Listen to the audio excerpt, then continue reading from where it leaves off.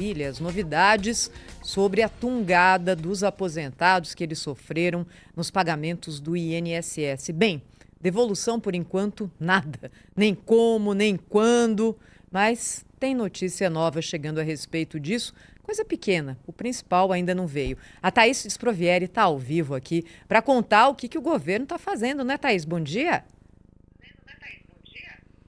Bom dia para todos que nos acompanham. Pois é, agora o INSS vai passar a exigir a biometria e para concessão desses empréstimos consignados, aí uma medida de segurança e uma tentativa de frear os golpes que levaram ao bloqueio dos empréstimos no dia 8 deste mês.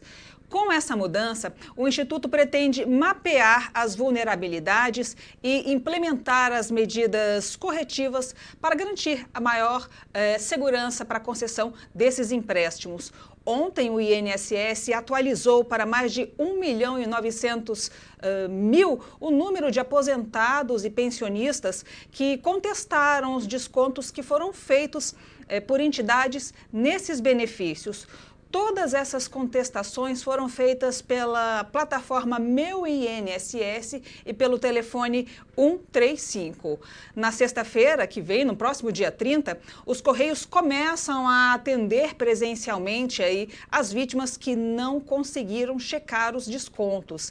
Essa medida foi tomada porque as agências do INSS já estão sobrecarregadas aí com grandes filas, alta demanda aí nos atendimentos.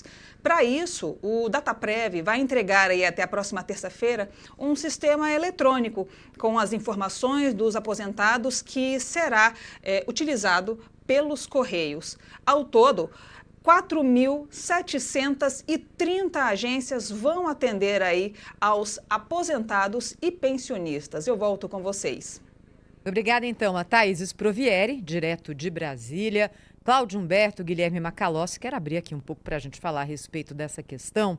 Primeiro, porque, escuta, já demoraram para abrir isso, essa possibilidade de atendimento nos Correios, né? Estão ali para isso também.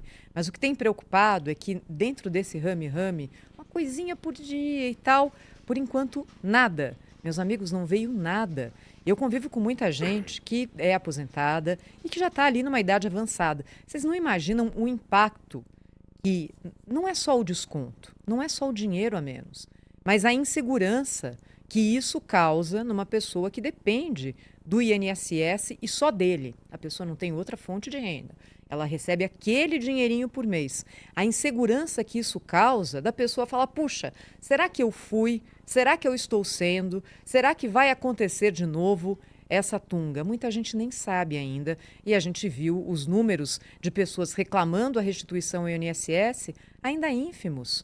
Não dá 20% daqueles que foram descontados e que foram comunicados pelo INSS. Está muito grave a situação e nada acontece de relevante, né, Cláudio? Exatamente. Olha, eu quero voltar, eu quero insistir nessa caradurismo aí do INSS de anunciar como novidade essa história da biometria para autorizar empréstimo consignado. Já era assim, é uma mentira. Nós estamos divulgando, assim, eles ficam divulgando para a imprensa uma informação que é mentirosa, ou pelo menos não é nova, né? Porque afinal de contas isso já existe.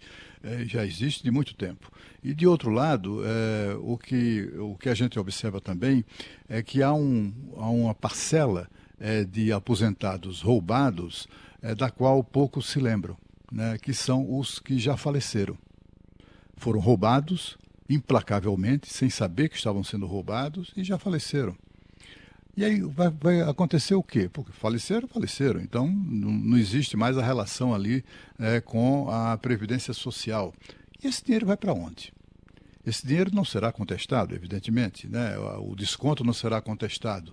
E esse dinheiro vai para quem mesmo? Né? Vai continuar nas mãos dos ladrões, que aliás estão soltos, leves e soltos para inclusive esconder o dinheiro, para dar sumiço a ele, para lavar esse dinheiro, né?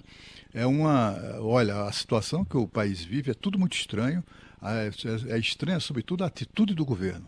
Primeiro por não querer investigar o caso numa CPI, às claras. né, com transmissão pela TV, para a gente ver a cara dos ladrões, ouvir as explicações deles, né?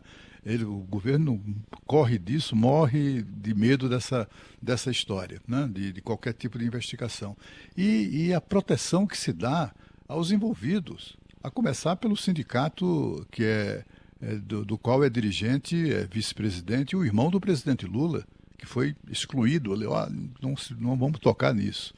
E outros sindicatos ligados aos partidos confederações e tal, ligado ao Partido dos Trabalhadores. No caso dos falecidos, há um desses exemplos, né, de absurdos, né, um relato que nós recebemos de um cidadão cuja mãe faleceu em fevereiro e ele teve, enfim, dificuldades, né, faleceu, tem providências, inclusive com relação ao INSS, etc. Só aí é que ele tomou contato com o contra-cheque, né, dos proventos de aposentadoria da sua mãe.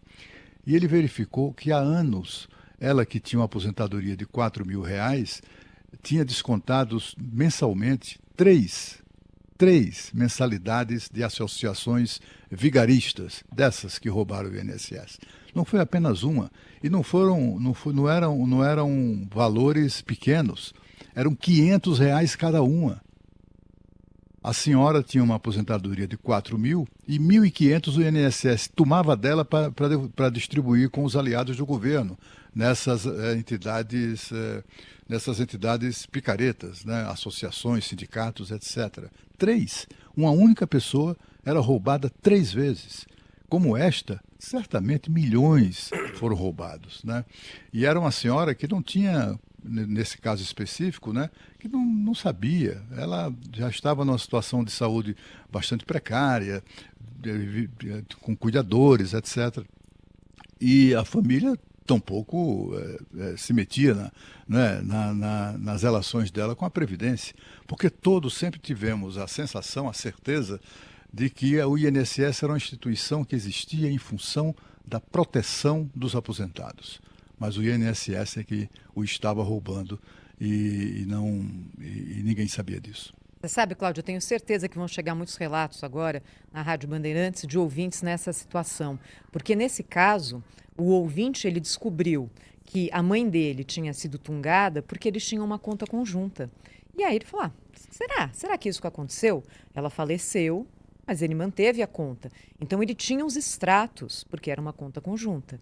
E aí, olhando os extratos, ele falou, olha, tem um desconto aqui que não, tem outro aqui que não, e foi atrás. Porque no caso de um segurado que já faleceu, como é que você faz? A pessoa não existe mais, então ela não tem uma conta GovBR. Já acabou. Ela não tem mais conta bancária. Isso tudo já foi encerrado. Como é que você vai descobrir?